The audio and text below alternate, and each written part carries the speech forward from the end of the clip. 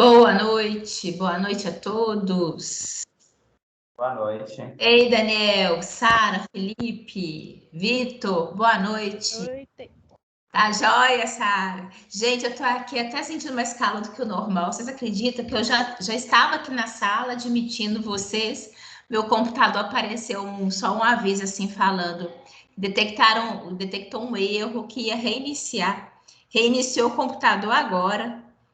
Gente, tem coisa que só mesmo online para acontecer. O bom é que ele reiniciou rapidinho. Tô até sentindo mais calor aqui. Enfim, deu certo e vamos, né? Vamos dar início aí à nossa noite. Desejo a todos vocês uma boa noite, né? Muita saúde para todo mundo e família, tá bom? Só um minutinho, deixa eu colocar aqui. E é engraçado que a primeira coisa que eu fui olhar, porque eu já tinha deixado tudo no esquema aqui, onde a gente vai entrar, né? Ali na internet. Ele reiniciou, mas abri a internet, estão todos os ícones ali. Antes disso. Tem coisa que não dá para entender, não. Deixa eu pegar aqui. Ai, gente. Muito louco. Deixa eu ver, eu acho que tá apresentando. Rafaela. Ei, Rafaela, boa noite. Deixa eu ver aqui. Não. Ai, que coisa estranha. Só um minutinho, gente. Ok. Hein? Tá tudo louco aqui, gente. Não é aqui, mas vamos. Loucura, loucura, loucura. É bom que a gente já comece esperto. Isso que é importante. Isso, aí sim, né? Então vamos aqui iniciar nossa live de hoje, na nossa disciplina Física e Biofísica. Sejam todos muito bem-vindos. E como eu tenho feito, né? Só os avisos básicos. Lembrar vocês que hoje é o data máxima, né? Para o envio do trabalho com artigo científico, né? Então não deixem de enviar. Até hoje cedo eu entrei no e-mail, já dei retorno, né? Agora à tarde realmente eu não entrei. Não deixem, tá? De me enviar a atividade conforme as instruções, tá bom? Quem me encaminhou até hoje cedo já tem aí o retorno, já dei como recebido, né? Que eu já coloquei aqui no meu material para poder analisar. Mas só para lembrar vocês que hoje é a data para o envio da atividade, tá bom? Também, como sempre, lembrar vocês de realizar as atividades de aprendizagem de diagnóstico que estão contidas lá no portal, tá? Em referente à nossa disciplina. A gente já tá, né, chegando aí no limiar, então daqui a pouco eu vou literalmente fechar ali, ver quem fez as atividades de aprendizagem e diagnóstica para aqueles pontinhos daqui equivalem para parcial, né? Então, por favor, não deixem para última hora para mim poder contabilizar para vocês, tá bom? E fora, logicamente, a pontuação que o próprio site já dá a vocês pela realização da atividade. Também tem um desafio nota máxima, que é uma atividade transversal, importantíssima, né, para nós. Então, façam. E o ED, também referente ao período de vocês, tá bom? Então, assim, são atividades que estão ali, que estão disponíveis para vocês ali no site, né? São muito importantes, porque ajudam no aprendizado e, ao mesmo tempo, tem ali a característica da pontuação, tá? Fundamental para as nossas disciplinas, tá bom? Então, bem, diante disso, a gente vai dar início aqui o nosso assunto de hoje. Semana passada, nós iniciamos a unidade 2. Nós estávamos falando sobre a biofísica dos fluidos, né? Falamos sobre o sistema circulatório, destacamos aqueles princípios que interferem na circulação do sangue, né? Hoje, o nosso foco, ele é a circulação do sistema renal. É o fluido, né? É a passagem do sangue ali naquele ambiente que é tão importante, uma vez que o nosso sangue precisa ser filtrado e essa filtração ocorre a nível do sistema renal, tá bom? Então, hoje vocês vão ver que existem algumas características que até nos faz recordar o que nós vimos semana passada a respeito do sistema circulatório, uma vez que, obviamente, ele está interligado, né? O sangue, aqui, que quando ele será filtrado pelo sistema renal, ele vem justamente desse sistema circulatório, né? Ele está fazendo parte ali desse sistema. Então, vocês vão ver, tem características aqui que nós vamos recordar. Só para vocês terem uma ideia, nós teremos Kahoot, nós temos um joguinho, nós temos vídeos pequenininhos, ilustrativos, e eu gostaria muito da participação de vocês, tá bom? Se eu não me engano, é isso mesmo. Semana passada até falei com vocês que nós iríamos iniciar hoje com Kahoot, mas eu vou fazer o seguinte, eu não vou iniciar com Kahoot, não. Eu vou dar início, né, para a gente aqui em termos do assunto, deixar o Kahoot no segundo horário, tá bom? Porque aí, logicamente, acho que fica mais... Ai, perdão, gente. Ai, foi uma vontade incrível de espirrar. Tá, então eu vou deixar o Kahoot para o segundo horário, tá bom? Bem, então vejamos falar sobre a termodinâmica da circulação e na filtração renal, né? Chamar a atenção para vocês, uma vez que, logicamente, nós sabemos a importância do sistema renal para salvaguardar a nossa saúde, tá? É fundamental, tudo nosso, né, gente? Tudo é fundamental. Que tenha um bom sistema circulatório, com o coração, que é uma bomba pulsátil trabalhando adequadamente, né? E termos órgãos que venham trabalhar de uma maneira também eficiente e adequada. Então, particularmente hoje, nós vamos falar sobre o sistema renal, né? E as características biofísicas que regem esse sistema, tá certo? Então, eu faço para vocês um convite aqui só para recordar vocês de uma maneira bem básica, né? Mas só para a gente lembrar ali, o sistema renal ele compreende pelos rins, tá? Que são um órgão duplo, tá? Ele é localizado na região abdominal. Observem aqui que nós temos o ureter, né? Que ele liga o rim à bexiga, que é esse órgão muscular de armazenamento, tá? Aqui nós temos, logicamente, uma grande participação de vasos sanguíneos. Boa noite, professora. Oi, diga, Gabriel. Tá apresentando os slides? Para mim não tá aparecendo nada. Nada? Nada. Tô aqui com... Uai. Mostrando os rins e a bexiga. Tá vendo, Daniel? Eu vou fazer o que eu fiz ontem, o Gabriel. Eu vou sair, que às vezes pode ter dado uma travada, mas realmente eu tô com os rins e bexiga aqui. E inclusive aqui no meu celular que eu acompanho também tá projetado, mas eu vou fazer isso para ver se modifica aí para você. Olha só. Deixa que eu saia então. Não, já saí aqui. Ó, aí se porventura, ó, vê se mudou alguma Voltou. coisa para você. Agora tá aqui. Ok? Tá para todo mundo? Qualquer coisa vocês me sinalizam, tá? Porque aqui não, às vezes só eu sair e voltar já resolve. Então, ótimo. Qualquer coisa é só me falar, tá? Então, olha só. Como eu estava falando com vocês, né? Então, aqui nós temos uma intensa vascularização. Uma vez, lógico, que nos rins deverá chegar o sangue para ser filtrado, né? É importante a gente, só para a gente recordar também, nós temos aqui a artéria e a veia renal, né? Que vão ramificar-se e darão origem aos capilares. Daqui a pouco eu vou colocar uma imagem para vocês. Um corte transversal, um corte longitudinal, mostrando a vocês o ambiente interno dos rins, tá?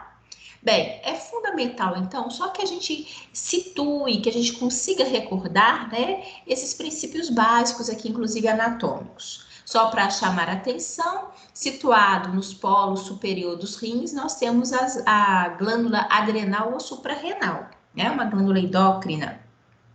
E aqui, o que está aqui é superior à bexiga, é indicativo de que se trata, nessa imagem, né, nesse desenho esquemático, de um indivíduo do sexo feminino, porque está aqui, pode ser observado por nós, a estrutura que compreende o útero, né, porque ele apoia-se sobre a bexiga, tá bom?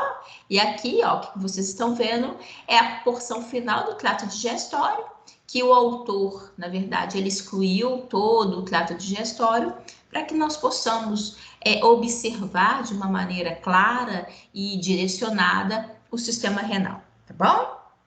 Bem, logicamente, na hora que a gente fala que o sangue será filtrado, né, nós teremos aqui, entre vários processos, o processo de filtração do sangue, né? E o que ocorre classicamente nesse processo de filtração? Nós teremos a participação de algo que nós falamos muito semana passada, que é pressão, tá?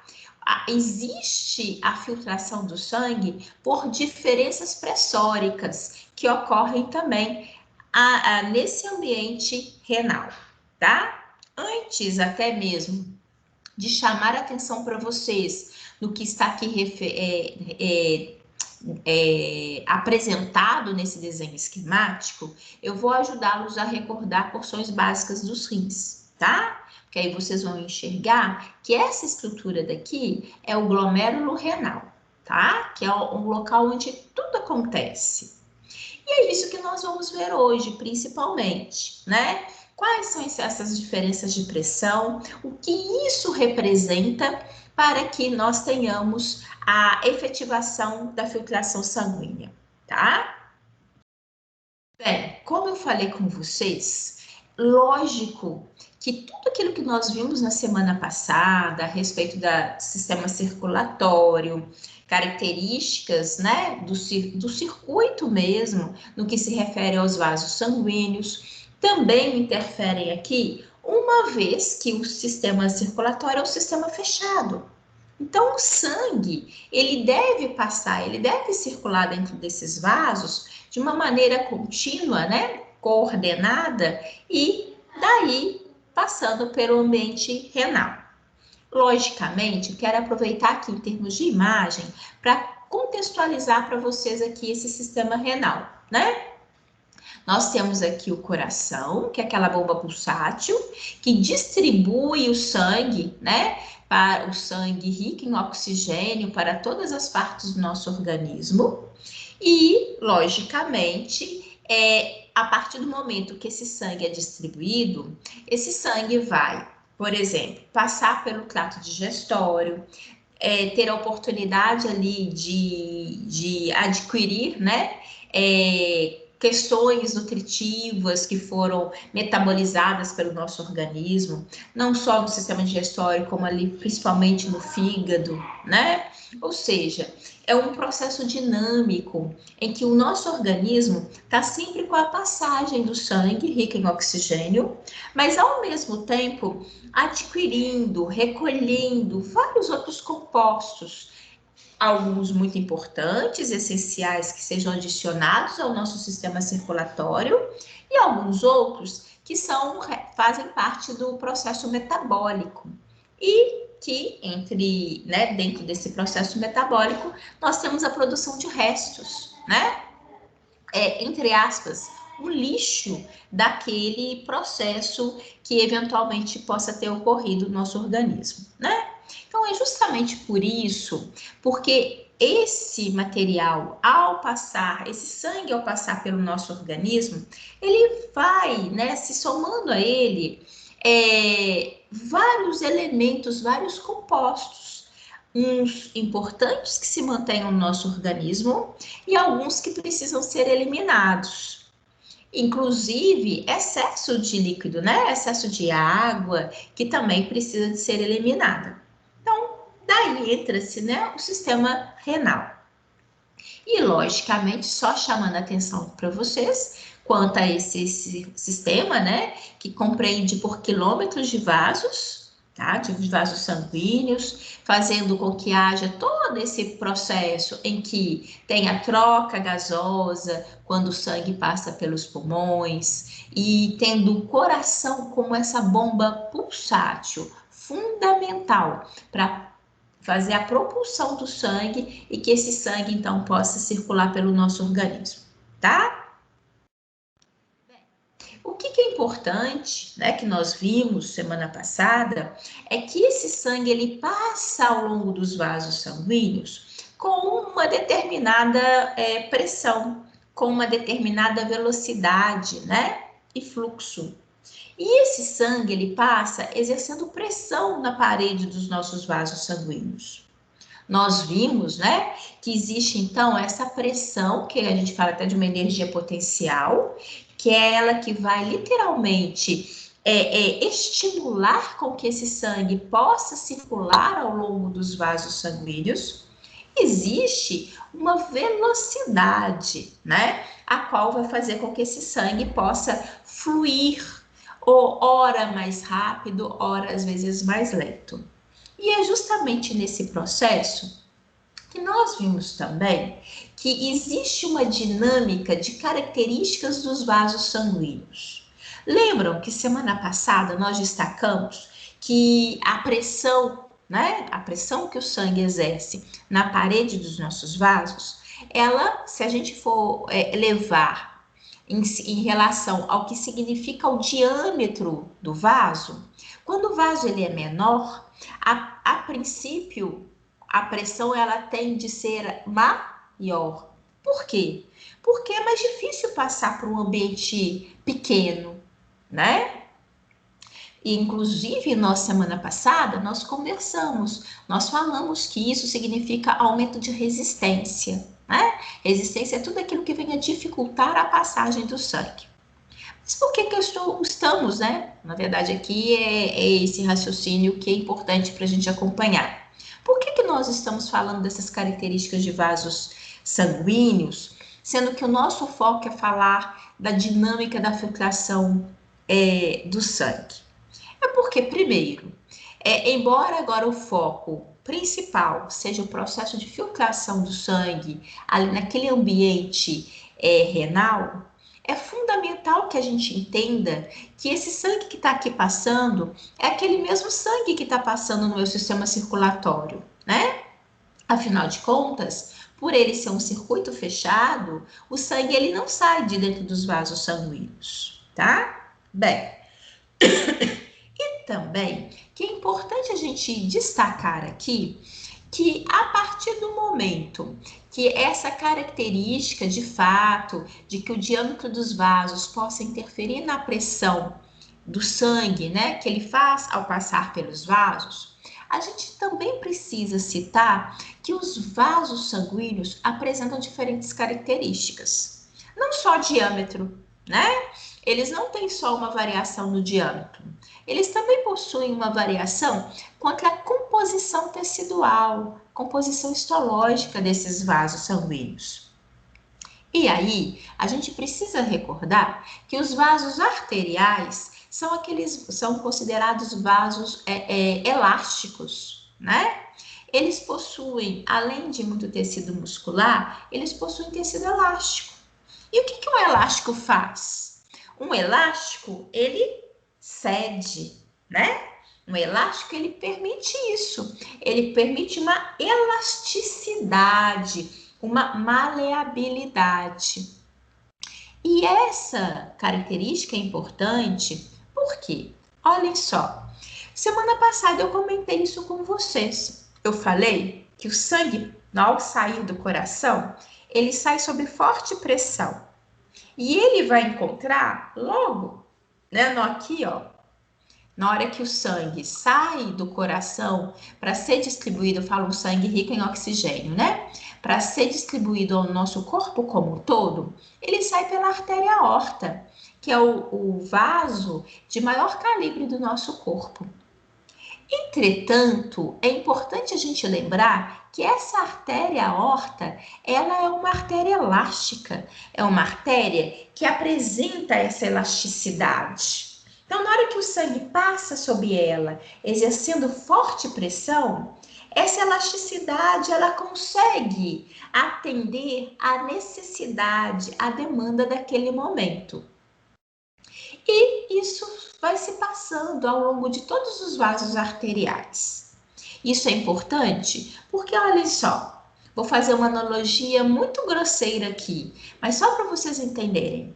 Quando as coisas estão difíceis para a gente, né? Eu falo assim, seria quando existe uma pressão, a gente está cheio de problema, cheio de situações adversas. Concordam que maior flexibilidade, quando a gente tem maior flexibilidade para poder resolver aquelas dificuldades, as coisas não se tornam mais fáceis? Se diante de tantos problemas eu ainda for taxativa, eu tenho uma dificuldade muito maior para contornar algumas adversidades, porque tem hora que a gente tem que ter um jogo de cintura. Sei que a comparação é extremamente grosseira, mas é só para vocês perceberem que faz sentido. Então, já que a pressão é muito grande do sangue, por que essa pressão é grande? Por causa desse ambiente, né? Que o coração é um órgão propulsor. E ele está fazendo aqui, eu também gosto de uma outra analogia que é muito interessante, que eu acho que dá para o aluno perceber. Sabe aqueles carrinhos de corda? Que na hora que eu vou, né, dar corda, eu dou o máximo de corda. De início ele não sai quase que voando. Vai indo, ele vai perdendo velocidade. Por quê? Ele vai entrando em contato com o chão, vai tendo atrito, a corda vai perdendo até que o carrinho pare. Então é justamente isso. Na hora que o sangue sai daqui, ó, ele sai exercendo uma grande pressão sobre os vasos. Ele sai com a corda toda. E aí ele vai perdendo. Ele vai perdendo força, vai perdendo pressão ao longo do caminho. Por vários motivos. Pelo próprio circuito, porque é um circuito longo e grande. Por uma característica também que é muito interessante. Vou mudar aqui, ó. Vou mudar o slide. Mudei, tá? Porque na verdade eu voltei. Nós estávamos aqui, né? Até esse também é um princípio de que ajuda a fazer com que o vaso, com o tempo, né? Vá perdendo, ele vai perdendo força, vai perdendo pressão e ao mesmo tempo a gente pode perceber que esse vaso, né, ele também vai perdendo elasticidade, tá? E tem uma outra característica também. Eu comentei com vocês, né, se a gente fizer essa analogia do carrinho, que quando eu coloco um carrinho para correr, né, assim, a corda, e eu coloco ele ali para poder correr, de início ele corre muito, mas depois ele tende a ficar mais lento até parar. Muito em função do atrito, né, que vai tendo ao longo do caminho, da rodinha com o piso, né? O que isso tem a ver com o que a gente precisa pensar aqui? Os nossos vasos sanguíneos, quando a gente também observa essa característica tecidual, existe essa camada aqui interna, né? Que é a camada de células endoteliais. São células que naturalmente é uma das áreas de menor atrito quando a gente compara na natureza, tá? O coeficiente de atrito nesse ambiente interno dos nossos vasos sanguíneos, ele é muito pequeno, mas ainda assim ele existe. Então, principalmente porque nós temos quilômetros de vasos. Então, o fato do sangue passar ao longo de um percurso tão longo, tendo ali, mesmo que com um coeficiente de atrito pequeno, mas ele não deixa de existir. Além da gente imaginar de que os nossos vasos sanguíneos, eles sofrem bifurcação, né? Como a gente está vendo aqui nessa imagem. Olhem só, eu tenho um vaso sanguíneo que de repente ele vai se bifurcar em vasos de calibre menor. Então é lógico que quando o sangue passa pelo vaso sanguíneo e ele vai, né, quer queira ou não, ir perdendo pressão ao longo do caminho, ele também vai se esbarrando em alguns cantos. E isso vai perdendo pressão. Ora, vamos poder fazer uma analogia. Imagina a gente correndo, né? A gente está correndo e está correndo a todo gás. Mas aí você tromba com um, tromba com outro, encosta numa parede. Isso te faz perder velocidade. Então, isso. E por que a gente está falando disso? Porque isso ajuda a fazer com que, embora os capilares, que são vasos mais fininhos que nós temos no nosso sistema circulatório, embora eles sejam muito finos e delicados, o sangue, na hora que chega neles, o sangue já perdeu pressão. O sangue já chega nos capilares de uma maneira mais lenta, mais vagarosa, exercendo menor pressão sobre esses vasos. O que é fundamental. Por quê? Porque a gente tem que saber, e aqui eu estou mostrando, que como se não bastassem, né, essas características, que é o tamanho, né, do percurso que o sangue tem que fazer, a característica ali do atrito, por menor que seja, em contato com as células endoteliais, nós também temos uma outra característica, que é a presença de esfíncteres, tá? Existem esfíncteres pré-capilares. O que é esfíncter? É uma associação muscular, né, que ajuda a controlar a passagem do sangue. Bem, então isso também, quer queira ou não, também ajuda ali a frear, a diminuir essa pressão que o sangue faz ao passar pelos capilares. Que é isso que eu estava falando com vocês, que isso é fundamental para salvaguardar realmente a passagem do sangue de uma maneira mais eficiente possível nos capilares.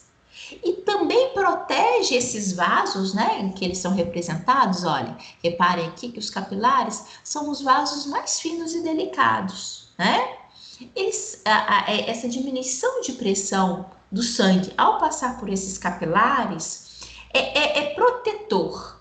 Por quê? Estou protegendo a estrutura física dos capilares. Os capilares, eles são finos e muito delicados. Eles são revestidos única e exclusivamente pelas células endoteliais. Eles não têm tecido muscular, eles não têm tecido elástico, eles não têm aquela riqueza tecidual que nós vimos, que nós temos tanto nas artérias como nas veias. Então, o que a gente percebe é que é um sangue que chega aqui com baixa pressão e baixa velocidade. E isso é importante a gente saber. Luciene, seu objetivo aqui é falar sobre filtração renal. E você ainda está falando sobre sistema circulatório?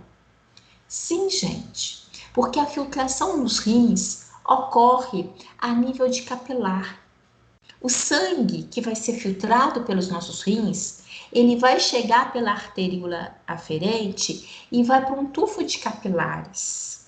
E isso é importante a gente entender, esse raciocínio. É aquilo, inclusive, que eu chamei a atenção de vocês no iniciozinho da aula de hoje. Assim, olha, por mais que a gente passe para um segundo momento, que é o 2.2 da nossa unidade, eu não posso deixar de lembrar de aspectos que nós falamos semana passada, que são aspectos relacionados ao sistema circulatório, tá bom? Afinal de contas, o sangue que vai ser filtrado pelos rins está passando sobre esse circuito. Afinal de contas, ele é um circuito fechado. Olhem aqui. Coloquei essa imagem para chamar a atenção de vocês da delicadeza dos capilares, né? São estruturas teciduais absolutamente finas e delicadas.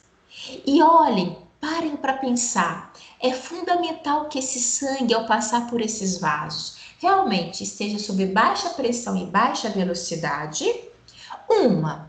para proteção, porque senão esses capilares, inclusive existem alguns capilares que não suportam, né, a pressão, mesmo que seja pouca, e eles se rompem. Mas também não só para proteção? Olhem só, é a nível de capilar que os eventos ocorrem. É no capilar que tem esse processo de infiltração do sangue. É no capilar que quando está ali, né, dentro do ambiente pulmonar, haverá troca gasosa. A gente aqui nem está chamando atenção para isso, né? Mas a gente sabe que no sistema circulatório tem aquele trajeto que o sangue é direcionado ao pulmão para haver a troca gasosa, né? Então, é fundamental que o sangue passe calmo, tranquilo, sem correria, porque ele favorece a troca, ok? Então, isso é um raciocínio, é uma percepção importante para a gente entender esse cenário, tá? Professora, Pode falar, Gabriel. acho que hoje esse problema vai ficar acontecendo só comigo mesmo, que aqui voltou a ficar preto. Voltou a ficar preto? Então, espera aí. Não tem problema não, Gabriel. Eu saí. Vamos ver se a gente consegue resolver da mesma forma. Voltei. Voltou. Melhorou? Voltou? Sim. Hoje isso aí vai ficar acontecendo comigo. Não tem problema, Gabriel. Isso. Da mesma forma com você, possa ser com outro colega. Hoje eu comecei aqui, realmente, hoje na hora que eu entrei, eu já estava aqui com a sala aberta, só esperando dar o horário. Meu computador reiniciou, a minha sorte é que ele reiniciou rapidinho, né? Então, assim, são coisas que a gente sabe que acontece na aula online. Então, não tem problema nenhum. Pode me falar, já que a gente está conseguindo resolver, isso que é importante, tá bom? Não tem problema não. Pode falar sempre que acontecer. Assim como qualquer outro colega, tá, gente? Se parar aí para vocês, eu tenho aqui falado mais ou menos pegando o raciocínio dos slides. Eu acho que dá para vocês irem acompanhar. Então, mas qualquer coisa, se vocês acharem que, né, que parou, que talvez eu tenha mudado de slide para você estar parado, é só me sinalizar. Bem, então vejamos. É justamente isso que eu estava falando com vocês, né? Aqui está representado, olha só, eu vou mostrar aqui o desenho para vocês entenderem. Esse daqui é um capilar, né? Sanguíneo. E aqui uma estrutura alveolar, seria um ambiente do pulmão, obviamente, né? Onde tem troca gasosa, onde o oxigênio que está nos alvéolos vai passar para o sangue e aquele CO2, né, que está aqui nesse sangue, vai repassar para a unidade alveolar para, através do processo de expiração, a gente liberar esse CO2, né? Por que está isso aqui? Para chamar a atenção de vocês para esse aspecto da importância desse sangue passar aqui de uma maneira lenta, calma, gradual, para que haja tempo do oxigênio passar para o nosso sangue, para que tenha tempo de que o dióxido de carbono possa repassar agora para o ambiente alveolar. Então, poxa, a gente também pode fazer uma comparação grosseira aqui. Imagine, né? Eu querer passar uma informação com vocês, se eu chegasse aqui e conversasse absolutamente tudo muito rápido, querendo falar tudo muito, muito desordenado. Ok, é até difícil para mim falar dessa maneira, mas se eu quisesse ser rapidinha nesse ponto, vocês iam ficar do outro lado assim, o quê? O quê, professora? Não entendi direito? Repete. Ou seja, quando a gente quer que haja uma troca, não dá para ter pressa. A gente precisa de ouvir e se fazer ser ouvido, não é? A mesma analogia, o mesmo raciocínio é nesse processo. Sistema circulatório, naquele momento em que é necessário haver uma troca, quer seja aqui nesse sentido, né, troca de elementos que devam passar de um lado para o outro, eu preciso que o sangue passe de uma maneira mais lenta, gradual, de tal forma que seja possível essa troca. Lógico, sangue não pode parar. Diferença de pressão sempre é importante, né? Mas não dá para ele passar voando, tá bom? Mudei aqui o slide, olhem só. Tá? Agora vocês estão, em termos de desenho, vocês estão vendo um coração. Ok? Bem, o que é Ok. isso? Tá ótimo, valeu, obrigada, Daniel. O que é importante? Eu já falei com vocês isso aqui hoje, né? O coração é uma bomba pulsátil. É uma estrutura que é fundamental para, de fato, fazer com que esse sangue possa, trabalhar, circular. Precisa de circular o seu corpo como um todo. Passa em determinados órgãos com a função não só de prover oxigênio, como também de prover determinadas ações específicas, como nós vamos ver daqui a pouco nos nossos rins. Então, o coração é o local central para que possa, ter essa dinâmica circulatória ao longo de todo o nosso organismo. E aqui nessa imagem eu coloquei para chamar a atenção de vocês, né? É uma estrutura pulsátil, da qual nós também temos aqui alternância de pressão dentro dessa câmara cardíaca, né? Que é o músculo oco. E associado a isso, existe também impulsos elétricos, tá? Que ocorrem de uma maneira específica e para vocês só acompanharem, essas linhazinhas esverdeadas que estão aqui representadas, é o caminho desses impulsos elétricos, né? Nós temos aqui na verdade, é um impulso, é uma característica própria do nosso músculo cardíaco, que particularmente parte dessa areazinha que eu estou apontando aqui, que é o nódo sinusal, e ele vai se dissipar pelo nosso coração através de outras fibras, tá? Que com isso ele acaba fazendo com que o nosso coração tenha a sístole e a diástole, né? Ou seja, que ele contraia e que ele relaxe, que ele contraia e que ele relaxe. E essa contração e dilatação, o sangue é injetado para o nosso sistema circulatório, né? Bem, isso é importante, isso inclusive é traduzido nas ondas, né? Através do registro do eletrocardiograma, né? Que são sinais elétricos, que nós temos aqui as ondas que vocês já devam ter ouvido falar, que é a onda P, complexo QRS, a onda T. E tem uma ondazinha aqui, pequenininha, né? Que nem sempre existe em todos os registros, que é a onda U. Bem, aqui é só para contextualizar, né? Que não é esse objetivo, mas é só para lembrar a gente, isso existe, isso é importante, isso adiciona, né? Isso faz com que esse processo de circulação do sangue se dê de uma maneira ritmada, né? Bem, Professora, inclusive, pode falar? você Pode pode falar, Daniel. voltar, por favor? Posso voltar. Eu, pelo menos, nunca vi isso de PQRSTU. Você pode explicar o que seria? É tipo o ritmo do átrio, ventrículo, assim? Tá, tá. Vou falar, enfim, vou contextualizar aqui para você. Posso sim, Daniel? O que acontece? Eu vou ser objetiva, Daniel, porque isso daqui a gente precisaria, como se fosse uma aula só disso, tá bom? Tá? Que aqui Aham. eu vou tentar só para te dar aí uma noção, mas porque inclusive tem explicações de característica, por que isso ocorre, que tipo, né?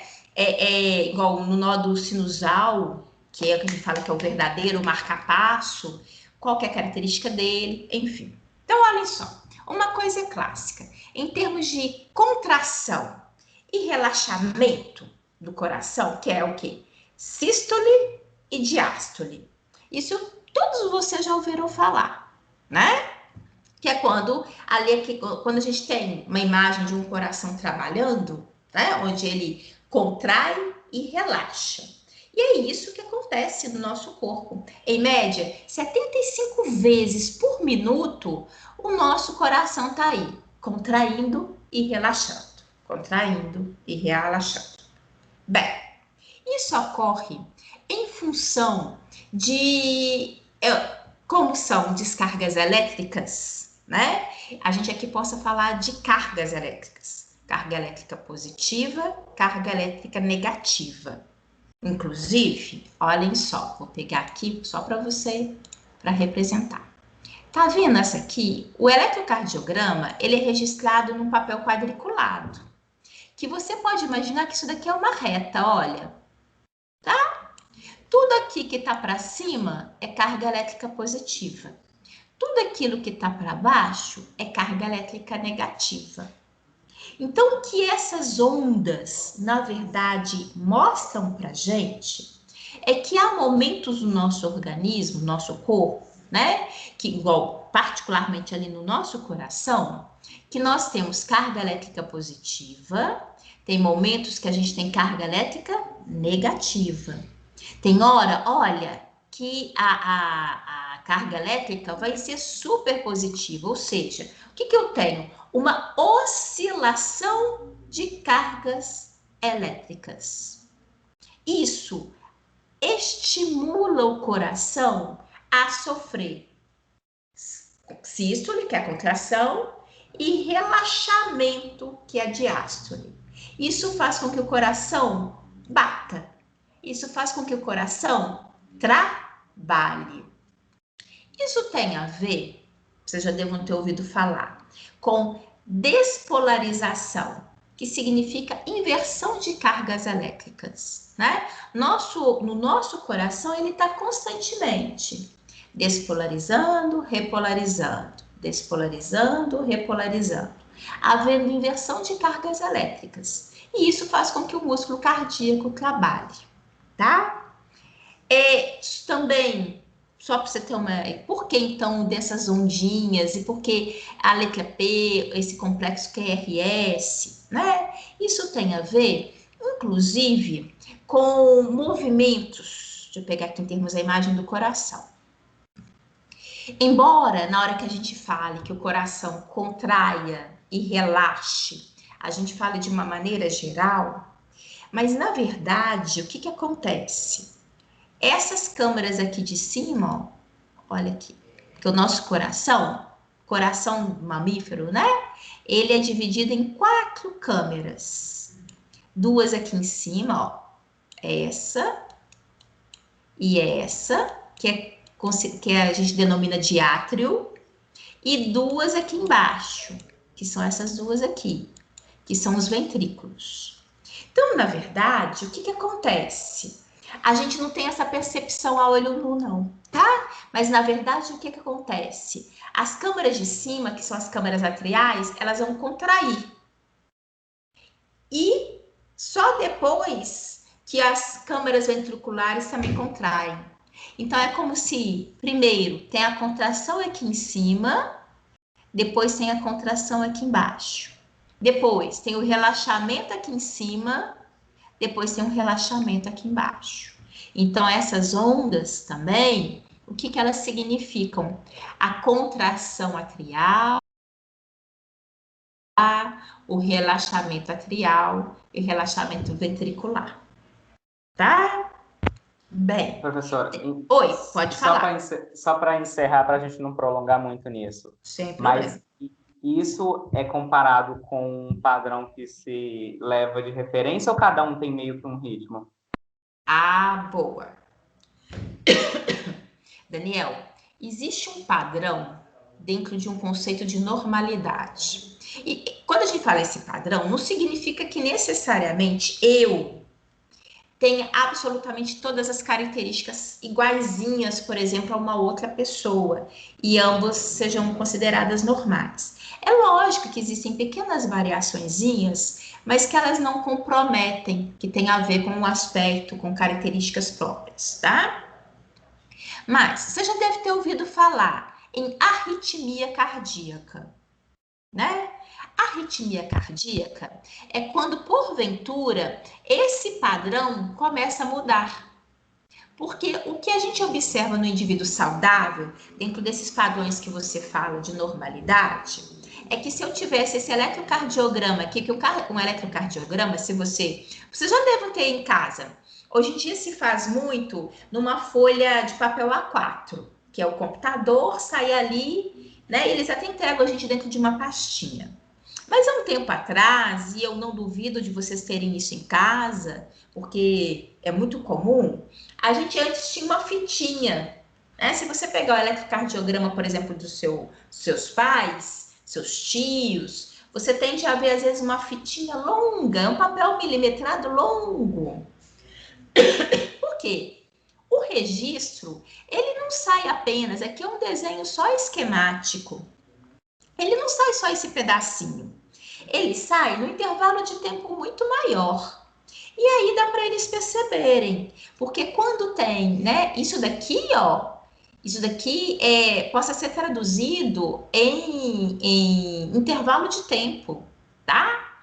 Então, quando eles percebem que existe esse traçado aqui, mas que lá na frente existe um traçado muito diferente, inclusive com intervalos de tempo diferentes, eles possam indicar uma arritmia. É como se você estivesse numa escola de samba, né? A bateria.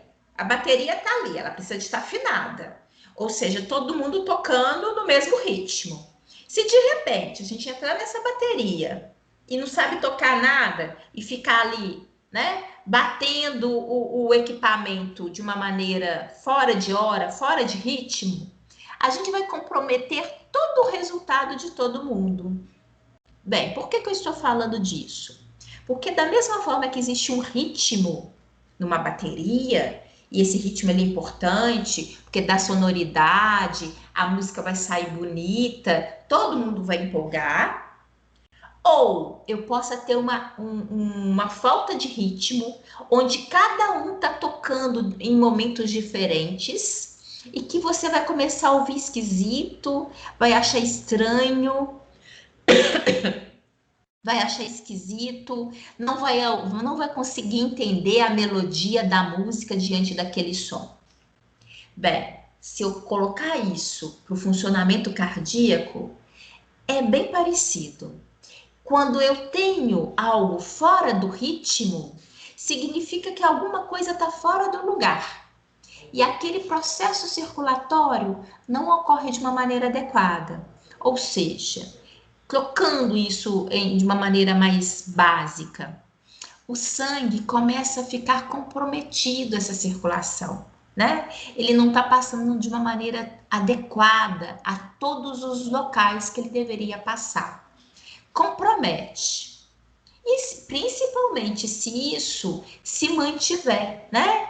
Por exemplo, às vezes eu posso ir ao médico, ele perceber que eu tenho uma arritmia, e aí a gente vai verificar e tentar controlar essa alteração, para que o meu sistema circulatório volte a trabalhar de uma maneira adequada, tá? Então, assim, quando a gente fala nesse contexto mais amplo, né, do sistema circulatório, existem vários elementos que compõem isso, né? Aqui a gente está trabalhando dentro dessa importância e destacando a vocês que essas alterações de cargas elétricas elas ocorrem, que elas são importantes para interferir no músculo cardíaco e, consequentemente, na circulação de sangue. Tem um videozinho que eu vou passar agora para vocês, que talvez também ajude a elucidar um pouquinho mais isso que a gente acabou de falar, que é esse daqui. Olhem só. E depois, qualquer coisa, descartar. Podem perguntar, não tem problema nenhum. Eu acho que é um assunto muito gostoso, mas ele, ao mesmo tempo, ele é um assunto que envolve uma série, né, de outros assuntos, de outras matérias. Então, qualquer dúvida, só um pouquinho que ele já começou.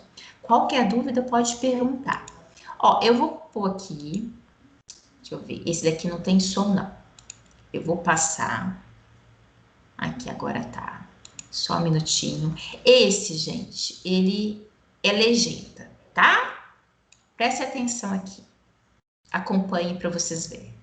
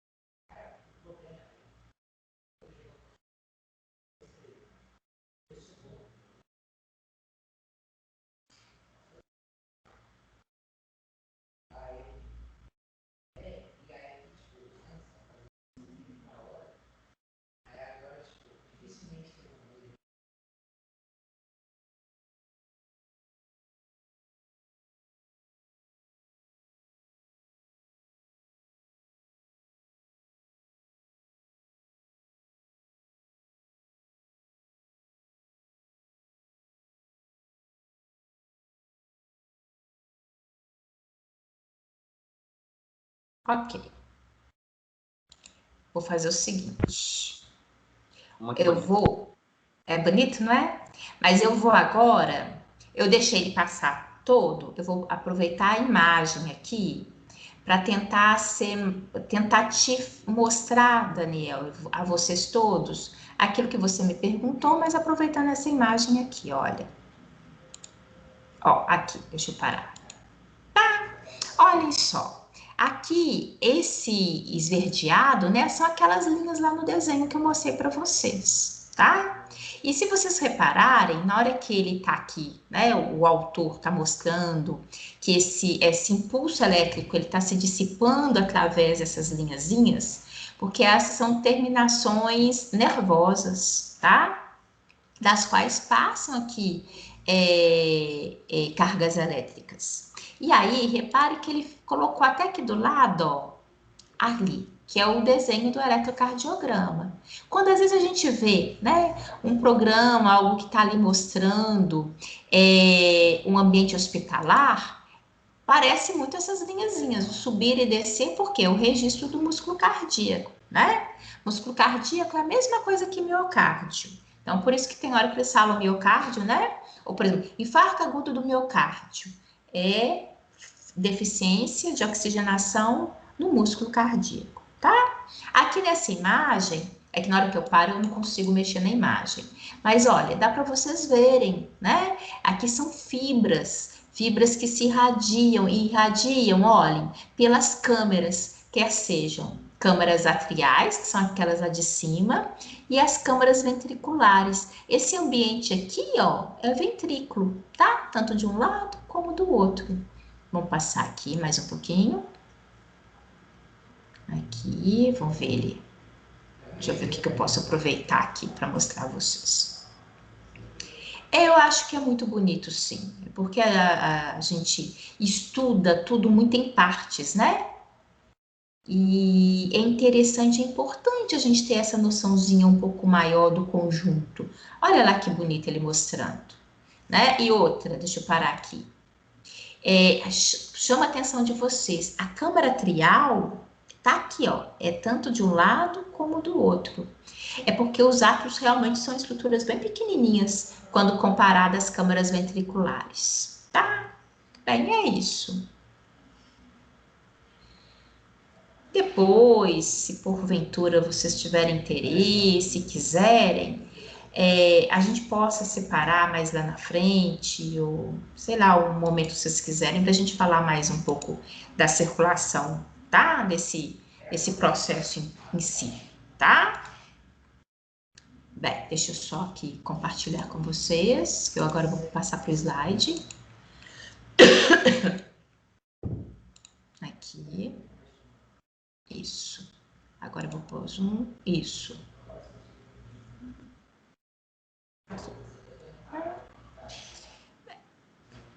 Isso tudo. Esse raciocínio que o autor daqui do nosso livro está nos fazendo. Para a gente parar e falar assim, olha, o sangue está circulando, ele está passando, né? Ele adquire oxigênio, ele agora vai passar por todas as partes do meu organismo com diferentes funções, ele vai obter muito dos restos metabólicos, né? E agora ele precisa ser limpo. E o sangue, né? Ele é ali um material do qual às vezes o que dá muito impacto para o aluno é que a gente sabe da importância que é o sangue, né? Lógico, em termos de componentes, em termos de células importantes para o nosso organismo, mas também tem muito material ali no sangue que deva ser eliminado. Tem muita impureza também. Então é aí que entra o sistema renal. O sistema renal, gente, ele é fundamental.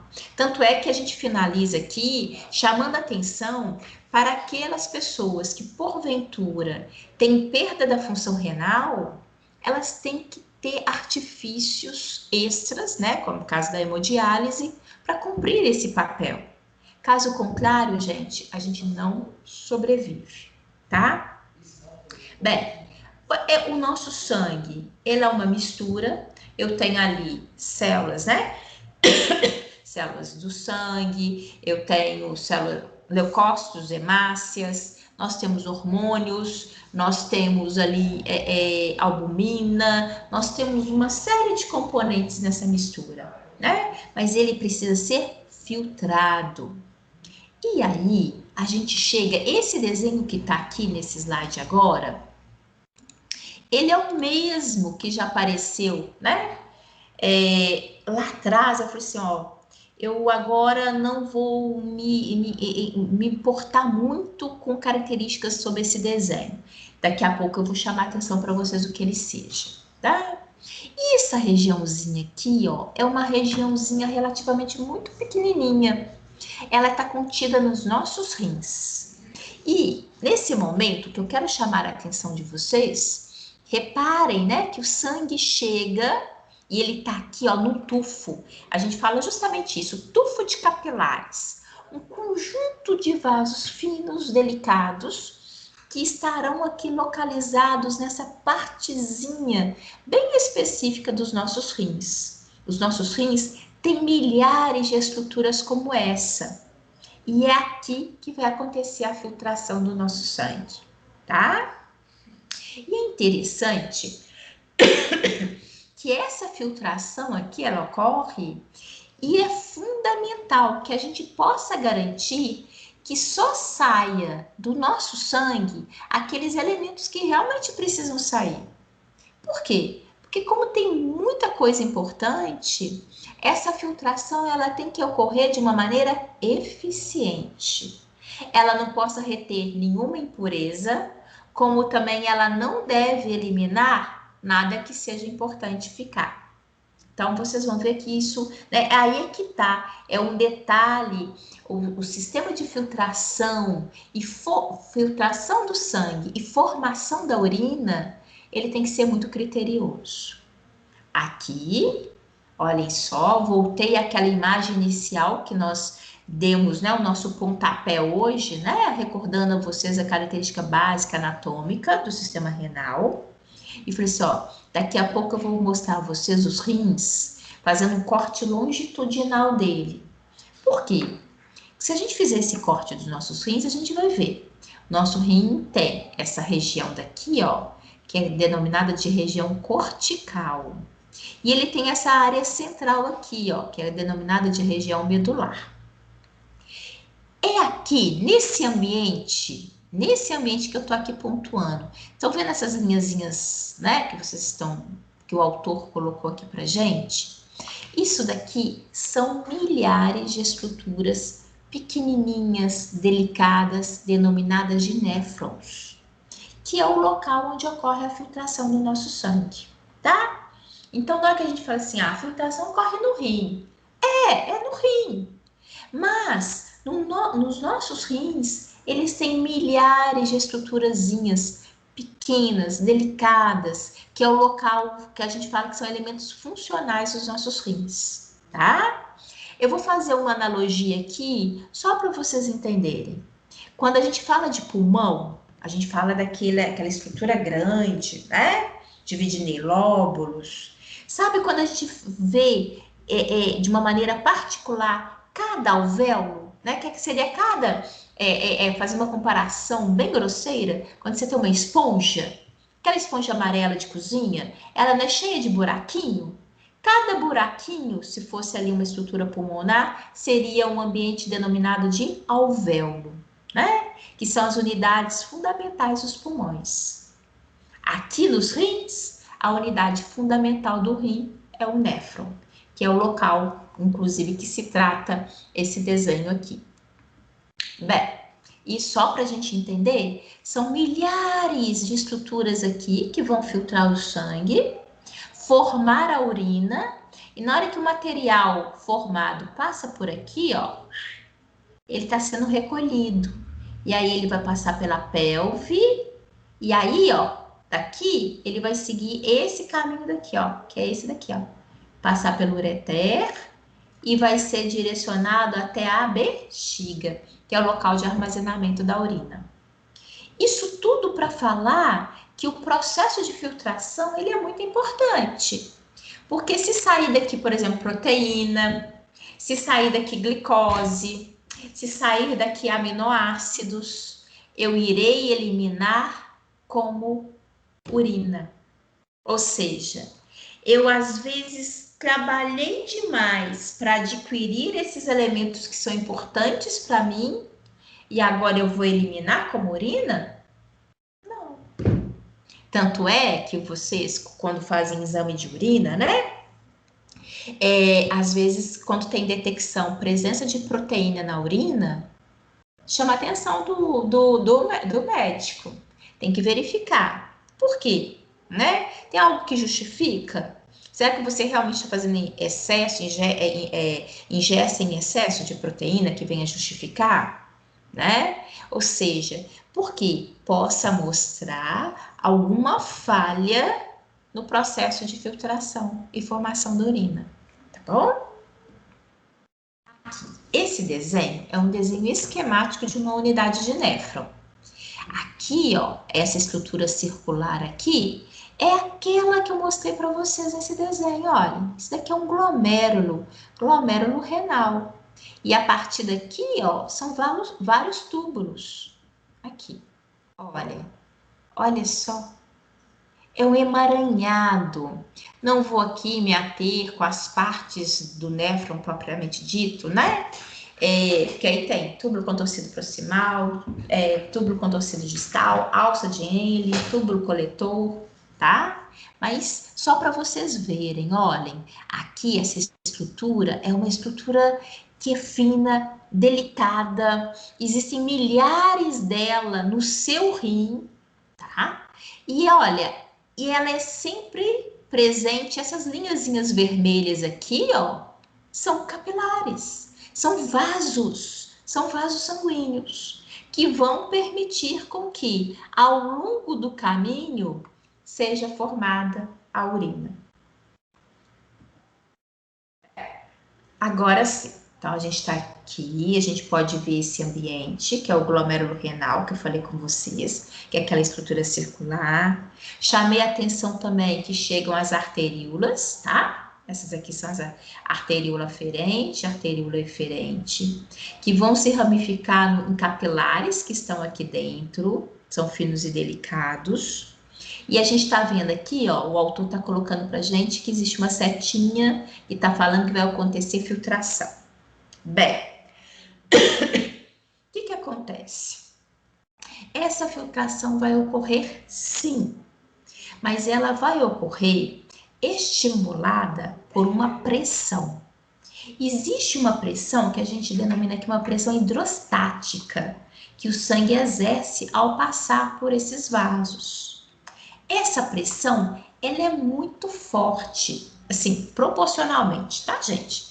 Aquela pressão que o sangue está passando, ele já foi perdendo força. Mas ainda assim, na hora que ele passa nesse ambiente, essa força ainda é considerada forte, que iria fazer com que vários elementos do sangue fossem eliminados desse ambiente. Isso significa que nós precisamos ter algo que venha controlar isso. Porque, olha, como tem tanta coisa importante no nosso sangue, eu não posso deixar que a maioria desses elementos sejam eliminados como urina. Não. Então, existe uma força, que é essa hidrostática, que estimula a filtração, mas existem outras duas forças que elas controlam, que elas inibem esse processo de filtração. Então, é por isso que a gente fala que, no final das contas, o que na verdade vai fazer com que haja filtração do sangue? Que é essa pressão efetiva de filtração, que é a diferença da pressão hidrostática, que é maior, menos as duas pressões contrárias. Colocando isso em números, o que significa? Uma pressão de 55 milímetros menos a pressão osmótica e a hidrostática do espaço de Bowman, que é daquele ambientezinho daqui. O que significa? Trocando, eu estou tentando aqui simplificar para vocês entenderem. Moral da história. Existe uma pressão maior forçando a saída do sangue. Existem duas pressões menores retendo. No final, o que significa? Significa isso daqui. Uma pressão de 10 milímetros de mercúrio, que é o valor pressórico agora bem menor, né? Lembra que a gente começou com 55? Então, essa pressão aqui agora é considerada uma pressão bem menor, que vai estimular com que alguns elementos saiam desse espaço, garantindo com que nós não tenhamos a liberação de excessos, garantindo com que o indivíduo saudável não venha eliminar excessos de material que está no seu sangue via urina. Lógico, não é aqui, né, o objetivo nosso, mas ainda para a formação da urina, nós teríamos ainda secreção e reabsorção, tá? Mas aqui a gente está especificamente nesse processo de filtração do sangue. Então, no final, teremos filtração sim, né? Mas nós não teremos em exagero. Muito desse material que está no sangue, ele vai continuar no meu organismo porque ele é importante. Ok? Bem, alguém quer fazer alguma pergunta? Tem alguma coisa que ficar mais clara? Eu tentei aqui simplificar nesse sentido para vocês pegarem a moral da história, o que é importante. Que a gente saber que, no final, existe uma pressão de 10 milímetros de mercúrio que vai estimular a filtração do sangue nesse ambiente. Eu vou, então... Professor, Pode falar, Daniel. esse cálculo foi só de exemplo ou tem algum exame que a gente tenha que fazer esse cálculo? Tá. Não, esse cálculo é o que ocorre vias normais nos indivíduos, tá? Isso aqui é fisiológico. É lógico que, eventualmente, possa ocorrer prejuízos funcionais que venham comprometer essa dinâmica.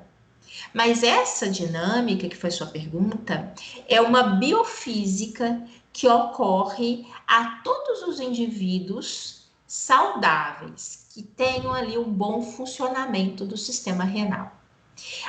Quando a gente faz, né? Quando a gente faz, por exemplo, como eu posso saber se eu tenho algum problema renal? A gente, primeiro, tem exame de urina, né? Que ajuda. Tem creatinina. Quando a gente faz exame de sangue, a gente pode fazer exame de sangue avaliando a creatinina, que também é uma avaliação da função renal. Tá? Existem alguns parâmetros, por quê? Porque ele não possa ficar acumulado no nosso sangue. A partir do momento que eu tenho altos índices de determinados elementos no meu sangue, é o indicativo de que os meus rins não estejam bem, não estejam saudáveis. É até importante também destacar, né? Porque assim, aqui o objetivo não é dar uma aula de renal, é a gente chamar a atenção para esses aspectos biofísicos. mas, né, bem específicos. Mas, olha, é importante a gente destacar que existe uma porcentagem bastante significativa da população mundial que tenha problema renal. Muito. E muitos não sabem que tem problema renal.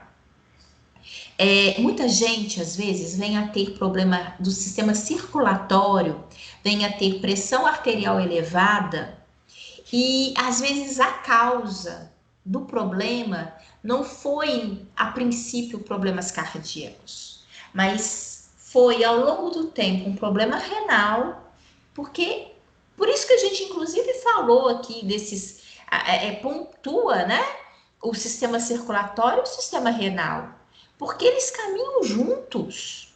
Tanto é que eu tenho certeza aí entre vocês devam conhecer pessoas familiares que têm pressão arterial elevada, que começam a tomar remédio para controlar a pressão, e que aí uma das queixas, é muito comum eles queixarem que o remédio está fazendo ele ir toda hora ao banheiro urinar. Chega a ser um incômodo. Por quê? Porque toda hora ter que ir ao banheiro, né, urinar, incomoda. À noite, toda hora acorda com vontade de ir ao banheiro, incomoda. Então, é uma queixa que às vezes as pessoas possam vir a ter. É uma demonstração clara que para controlar a pressão arterial, muitas vezes eu tenho que controlar e eu tenho papel ali funcional do sistema renal também. Então, são situações. Isso não significa que é obrigatoriedade, tá, gente? Mas é só para mostrar a vocês. São sistemas que conversam muito entre si. E, de fato, outras coisas, né? Todos nós conhecemos bem o nosso organismo. Quando a gente começa a perceber alterações sem justificativa, né? Por exemplo, a alteração da frequência urinária, alteração da coloração da urina, tá? Isso tudo não significa que você tenha problema, mas significa que vale a pena, às vezes, você falar com o médico sobre essa observação.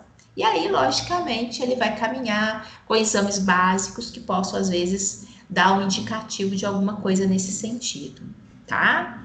É muito importante. A gente não pode negligenciar de forma alguma o sistema renal. Tem muita gente que acha, né, que a gente só morre por problemas cardíacos. O problema renal, né? Existem os doentes renais crônicos. Gente, não é fácil, né? O processo, ter que passar, por exemplo, por hemodiálise, que a gente vai mencionar daqui a pouco, porque nós sabemos, nós podemos ter saúde, qualidade de vida, tendo apenas um rim. Tanto é que existe, né, a possibilidade de sermos doadores renais, né?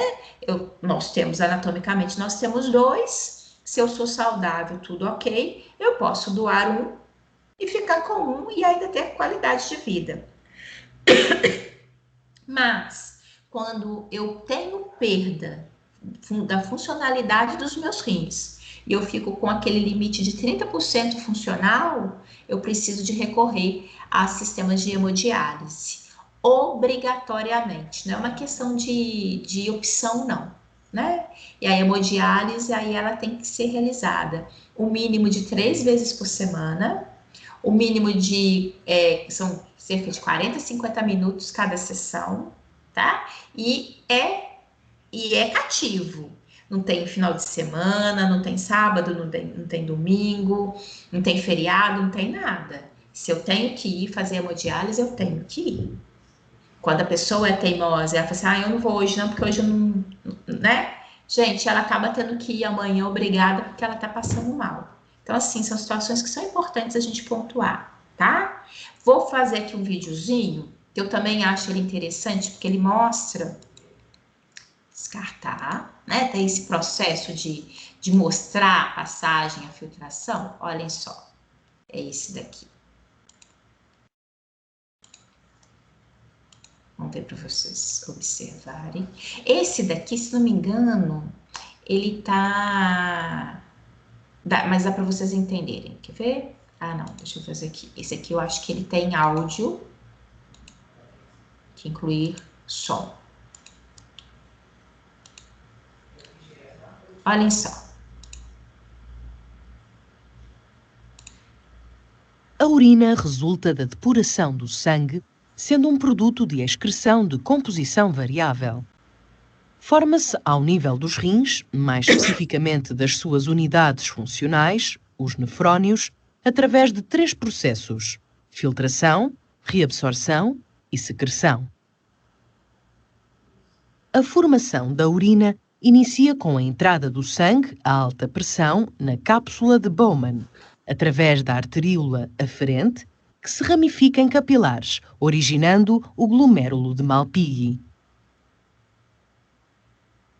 A maior parte do plasma sanguíneo passa dos capilares para a cápsula, num processo chamado de filtração, e do qual resulta o filtrado glomerular. Do filtrado fazem parte substâncias como água, glicose, aminoácidos, sais minerais, ureia, ácido úrico e creatinina. De seguida, o filtrado inicia o seu percurso pelo tubo urinífero, percorrendo o túbulo contornado proximal, a ansa de Henle, e o túbulo contornado distal.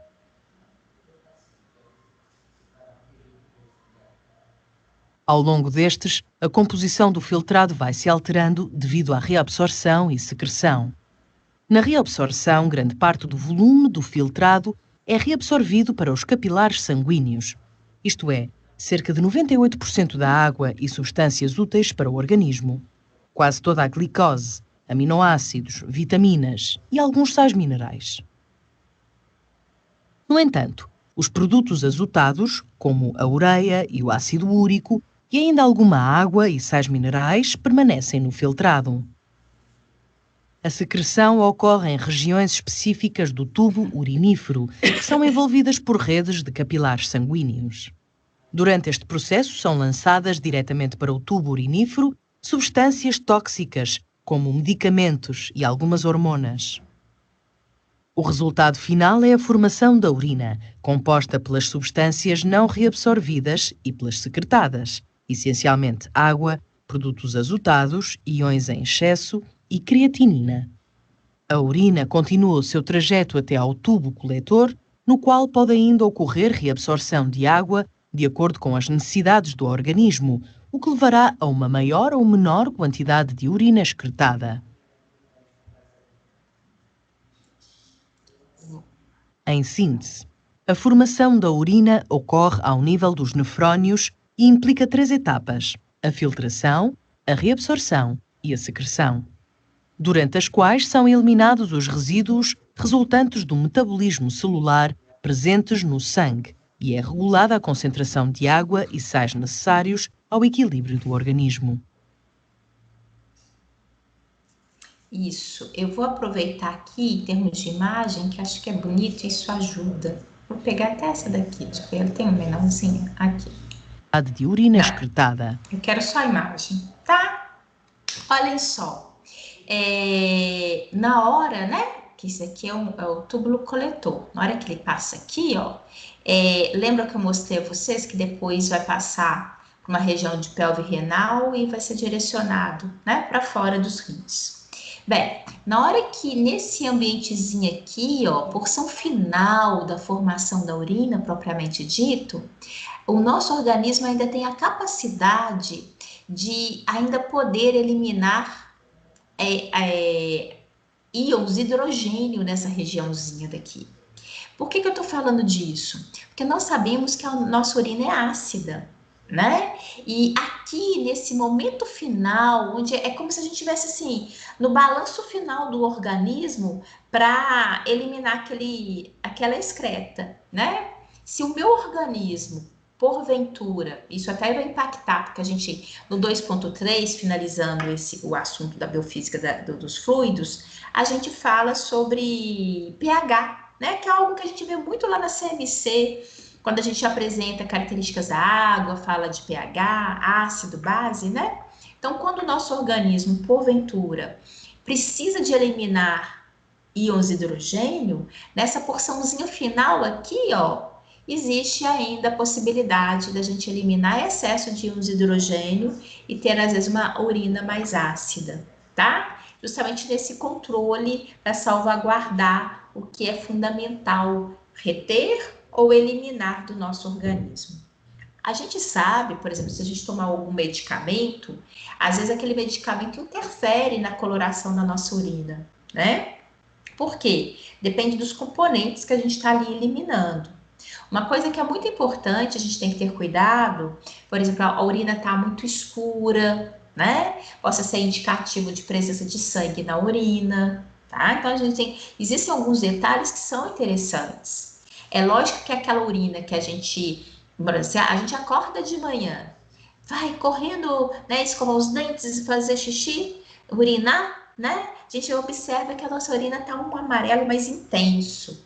Mas por quê? Você passou a noite toda ali, você teve retenção de material ali na bexiga, então ela tende a realmente ser uma urina mais concentrada, com uma maior quantidade de elementos ali presentes naquela coloração.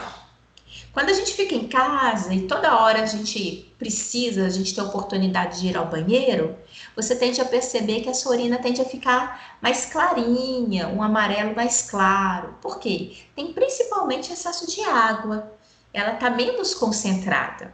A gente fala isso só para a gente ter uma noção, né? Do quanto que esse processo que nós estamos falando aqui, que é regido por alteração de pressão, que ainda assim estimula a liberação do material que precisa ser eliminado do nosso organismo, esse processo é fundamental para te dar saúde, para retirar excessos de elementos que estão presentes no seu organismo, bem como também excesso de água, ok?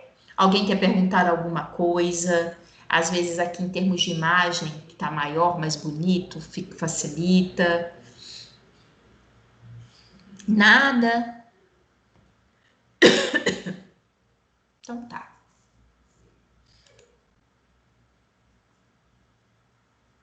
Deixa eu pegar aqui.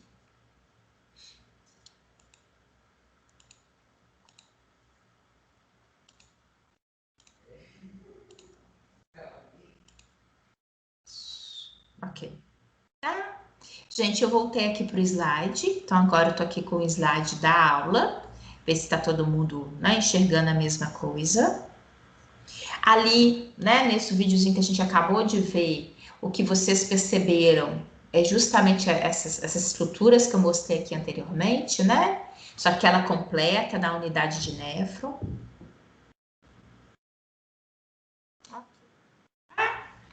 Então, aqui, literalmente resumindo, existe uma pressão que é a que favorece a filtração, que é a pressão hidrostática. Existem duas pressões que são contrárias, né, que se opõem à filtração, que é a hidrostática capsular e a oncótica. Isso tem a ver, inclusive, na hora que a gente fala assim, inclusive com a pressão de proteína presente lá dentro, né? Então, são elementos que, na verdade, ajudam a frear a filtração, para que de alguma forma mantenham-se alguns elementos que sejam importantes, que estão presentes no sangue e que eles acabam, de fato, não saindo, né, desse ambiente. É uma tentativa de preservar mesmo vários componentes que sejam importantes ao nosso corpo.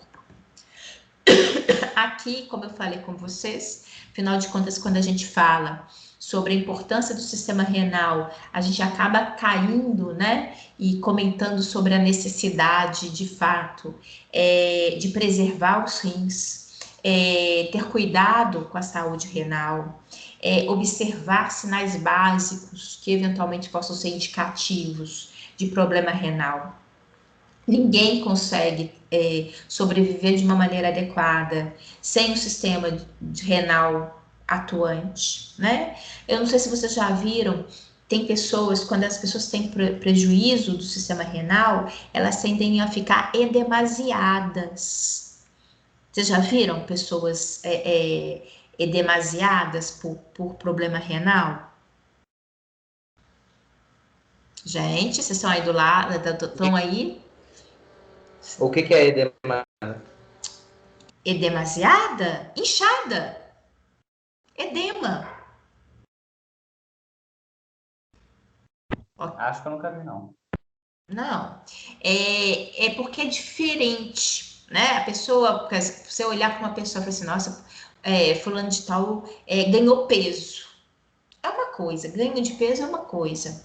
Pessoa edemasiada, ou seja, pessoa inchada, né? Por acúmulo de líquido, porque é muito clássico, tá? Tanto é que as pessoas, quando tendem a precisar de hemodiálise, perdão, normalmente elas chegam lá, né, no centro de hemodiálise com o semblante alterado mesmo. Elas tendem, às vezes, a você ter a percepção que ela está inchada, porque ela está tendo retenção de líquido, tá? Tanto é que é muito importante. Elas pesam antes, elas pesam depois de fazer uma diálise, tá? Eles precisam controlar. A sessão de hemodiálise ela é muito importante. Como eu falei com vocês, a hemodiálise ela é obrigatória a partir do momento que a pessoa tem a perda, né, de cerca, e parte funcional dos rins só esteja 30%, ela é obrigada a fazer uma diálise. Existem dois tipos de diálise, não sei se vocês já ouviram falar, né, que realização da diálise, que possa ser a hemodiálise, que é aquele processo, acho que a maioria já, com certeza, já ouviu falar, sabe o que é, e tem a diálise peritoneal, que ocorre na região mesmo do peritônio, ali associado ao sistema digestório, né, que envolve a região abdominal.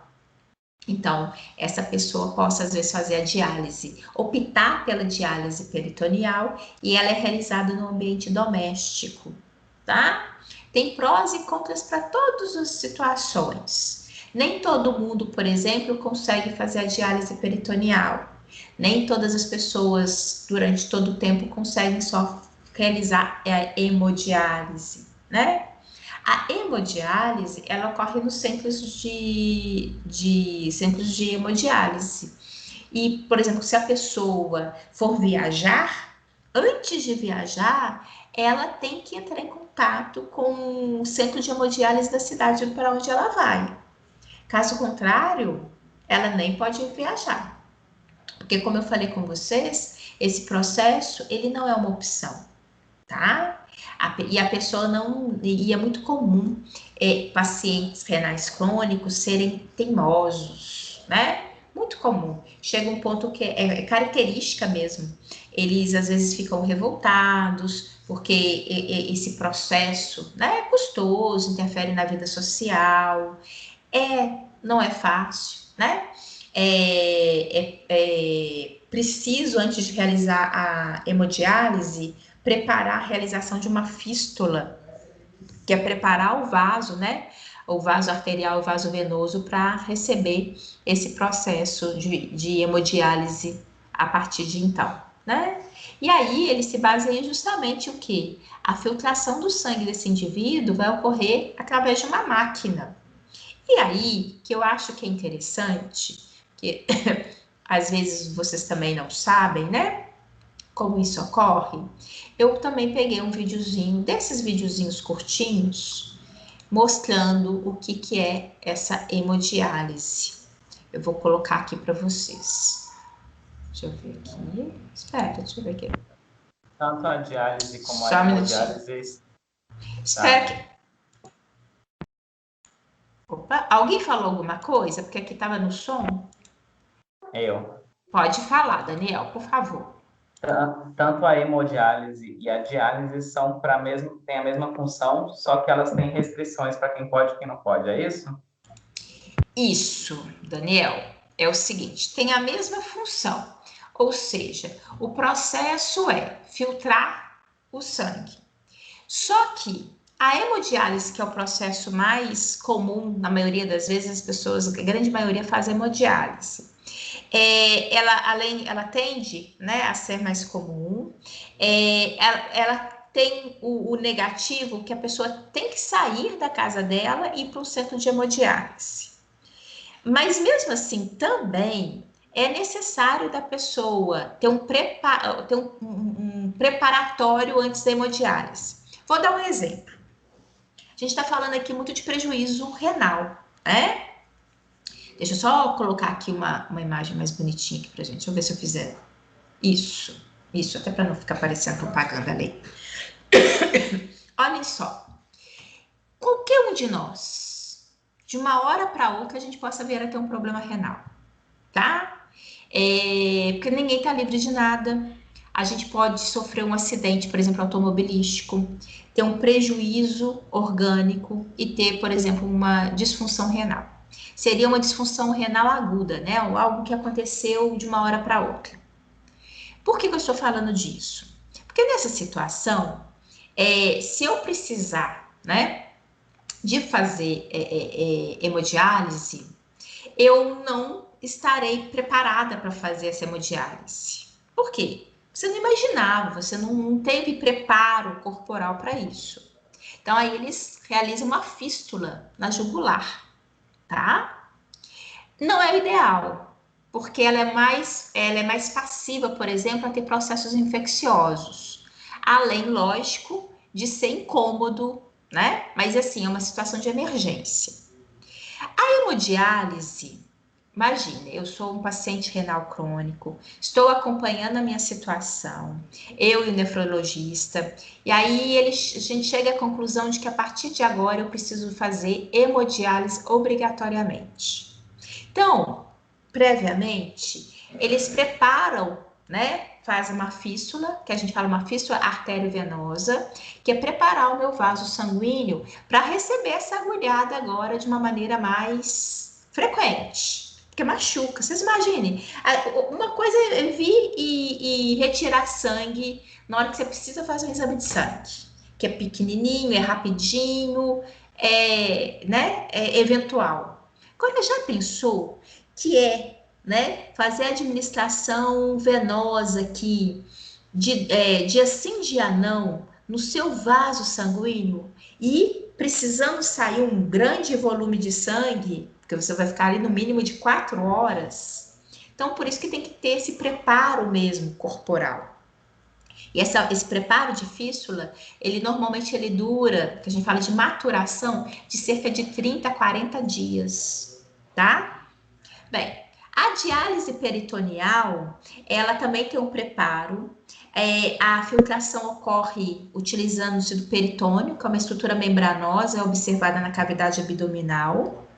E ela ocorre, também precisa de preparo, e ela possa ocorrer, por exemplo, na casa do paciente. E ele, inclusive, possa fazer esse processo na hora que ele dorme. Olha, se a gente parar para pensar, isso é um ganho, porque a pessoa, teoricamente, ela tem mais tempo útil, né? Mas por que nem todo mundo realiza, por exemplo, a diálise peritoneal? Porque, na verdade, nem todo mundo tem em casa um local que possa promover a asepsia necessária, ela possa vir a dar mais processos infecciosos, a pessoa está mais susceptível a processos infecciosos, e ela precisa de todo um ambiente, né, de cuidado, de preparo de maquinaria, de uma pessoa que possa auxiliá-lo, tá? Então, por isso, eu estou falando disso em função da sua pergunta, Daniel. É por isso que, na verdade, embora todos dois tenham o mesmo princípio, que é filtrar o sangue daquele paciente, né, para retirar as impurezas, a escolha por um e outro não é necessariamente tão fácil. Assim, eu prefiro esse. Não.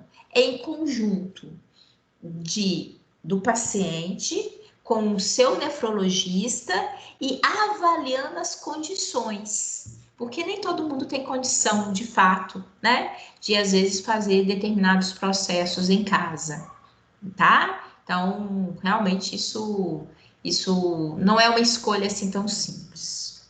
Bem, deixa eu colocar aqui esse videozinho para vocês. Deixa eu ver. Eu acho que eu coloquei som.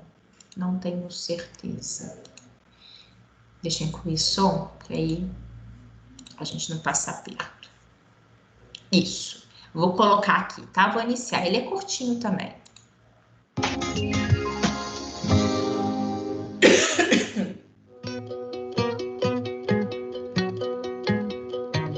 Na hemodiálise, a água é tratada e purificada através de um sistema especial e misturado à solução de diálise. Essa mistura é chamada dialisato.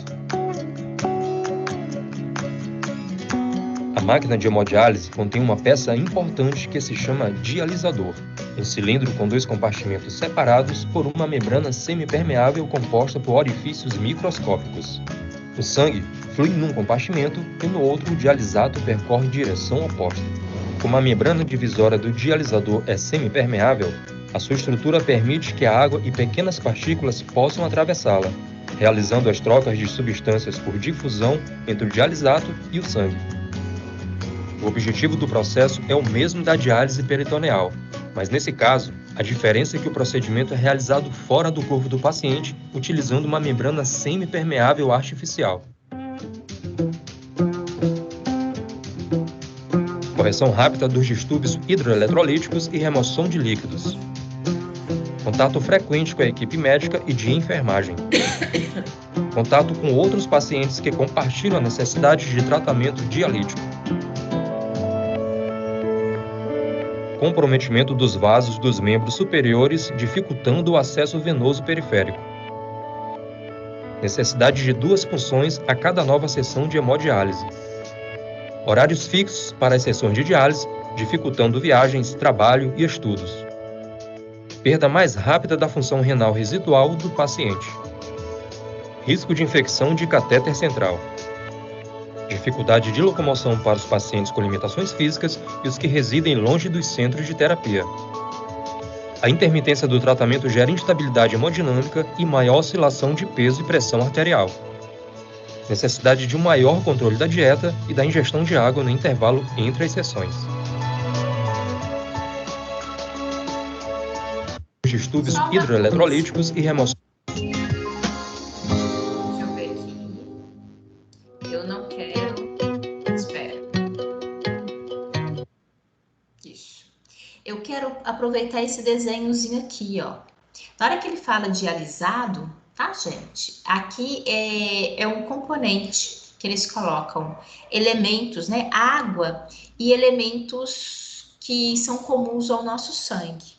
Por quê? Porque na hora que passa aqui o sangue do paciente, um sangue que tem, né, componentes importantes, mas muito excesso, muito acúmulo de componentes que devam ser eliminados, qual que é o segredo aqui? Porque vai ocorrer a saída dos elementos que estão em excesso nesse lado, vão vir para cá, porque aqui não tem nada disso. Então, sai da onde tem muito e vai para onde tem pouco. Aqui, como tem proteína, aqui como tem componentes que são importantes, né, porque eles colocam ali nessa mistura, não vai sair de nada do sangue do paciente, ou seja, mantém-se, né, aquilo que é importante de manter dentro do sangue do paciente, ele vai ser mantido e só vai sair impureza, que é o que acontece aqui. Partículas possam atravessá-la, realizando as trocas de substâncias por difusão entre o dialisato e o sangue. O objetivo do processo é justamente isso, né? Ocorre essa filtração extracorpórea e o sangue depois, obviamente, ele precisa de retornar, né? Mas chega um sangue agora mais puro.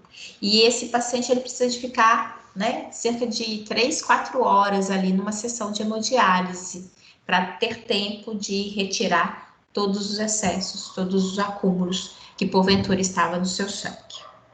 Vou fazer o seguinte, sei que agora a gente está no intervalo, a gente vai para o intervalo. Na volta, se vocês tiverem ainda alguma dúvida em relação a isso, alguma pergunta, a gente retoma, tá bom? Bom intervalo para vocês. Obrigado, você também. peritoneal, mas nesse caso, a diferença é que o procedimento é realizado fora do corpo do paciente.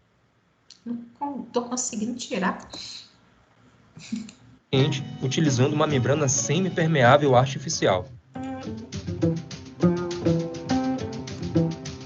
Correção rápida dos distúrbios hidroeletrolíticos e remoção de líquidos.